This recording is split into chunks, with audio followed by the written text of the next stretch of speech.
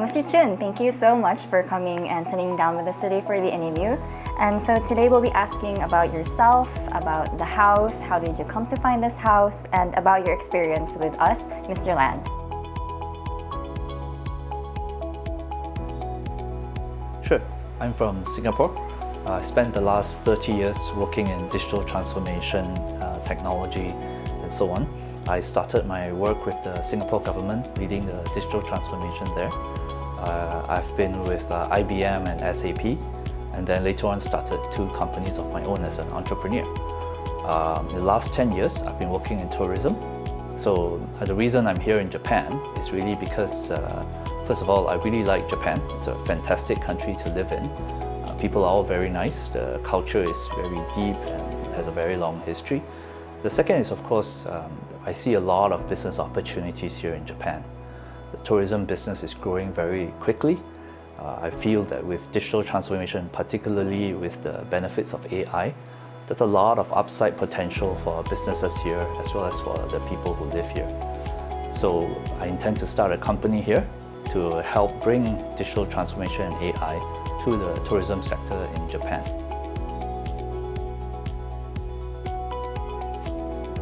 Sure, I can understand that most people would choose the major cities like Tokyo, Osaka, or Kyoto. I really wanted to have a home that's a little bit away from the mass urban, big city kind of environment.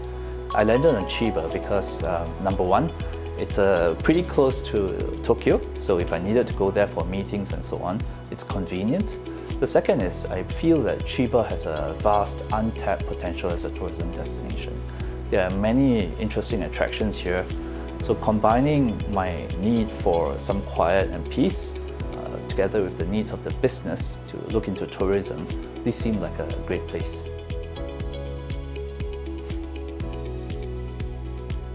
The truth is, it's very difficult sometimes to express everything that you're looking for in a place. You have some broad criteria on what you're looking for, but usually it comes down to the heart. Some places can meet all the technical requirements. We saw many 3-bedroom places, nice gardens and so on, but sometimes they just don't speak to you personally. So I think property search is a little bit like fate.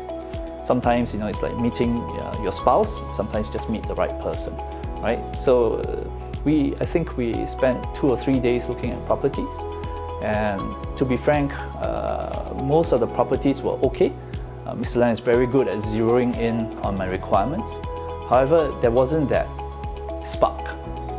The minute we got out of the car at this house, I already knew this was the one. It had that special feeling about it. Then we toured the property, and then I told Haruka-san, yes, this is the one.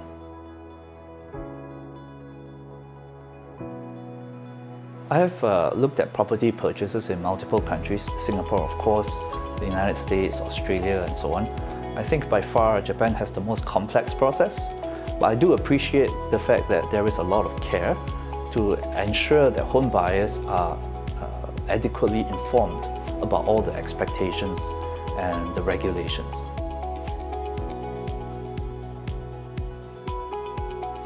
There is a cultural aspect to purchases, especially of property, that as a foreigner I am not aware of.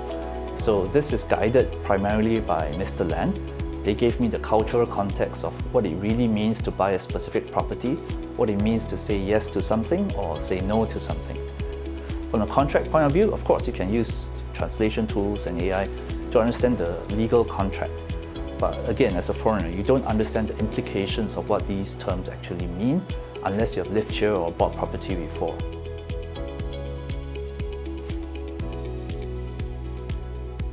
I really like the garden. It gives me a sense of peace every time I come back, whether from an overseas trip or from Tokyo.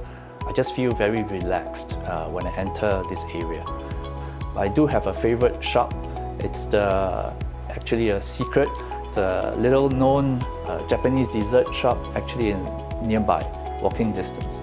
I try not to go there very much, but I often fail at that, and that's why I'm putting on weight. I see.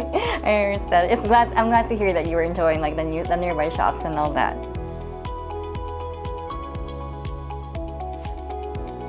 People here are very nice, they're very polite. but there are also very clear expectations of behavior. So for example, how to deal with the gomi or the rubbish, how do you discuss things with your neighbors, and so on. There are many expectations about that I'm still learning.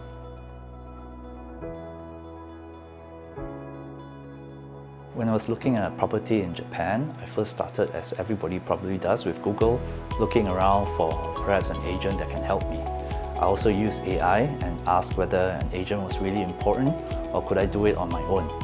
After some research, I decided that it was going to be too complex and an agent was probably the best idea. Mr. Land came to the front because number one, they understood the local market, and number two, they had an English capability that was going to help me a lot.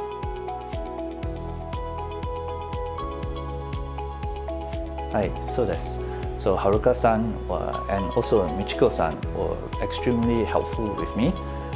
They helped me to understand some of the regulations. Also, more importantly, what were the implications if I bought certain types of property or in certain places. For example, as much as I knew that I wanted to be near to a train station, I didn't know exactly how far it should be. They gave me recommendations on what's the expected walking time and generally what one could tolerate, particularly in summer. That came in very useful because when I moved here in summer, it was so hot. If I had not taken their advice, I might have bought maybe perhaps a cheaper place further away, and that would have been disastrous.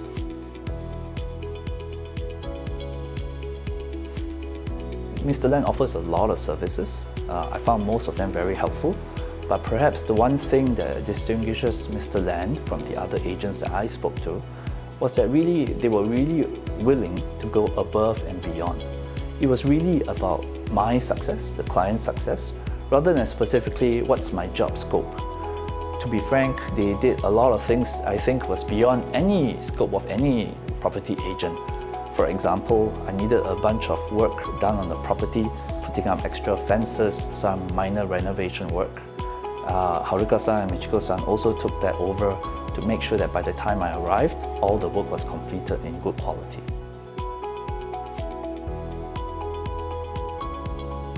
I think you should not underestimate the amount of complexity in the process, particularly if you don't speak Japanese or are not aware of the legal environment or the cultural environment of Japan.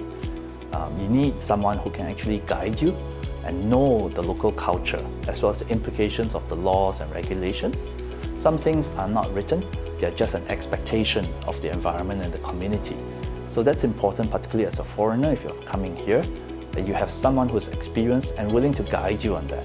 And who isn't afraid also sometimes to question your choices and tell you that this may not be a great idea. Someone that you can trust. And I think that's the most important thing when you buy a property, particularly when it's a large purchase.